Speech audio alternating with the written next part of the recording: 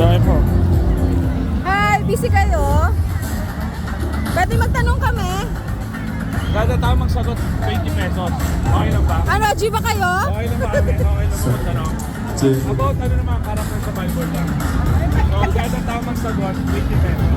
Okay lang ba yan? Grouping. Oh, grouping! Sige! Individual grading. So, ito. Unang tanong natin. Magbigay ng tatlong pangalan na kilala nyo sa Bible. Tatlong pangalan. Genesis. Sino ba? Genesis.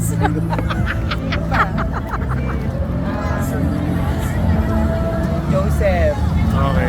Si David. David. Wow! Okay, Bente!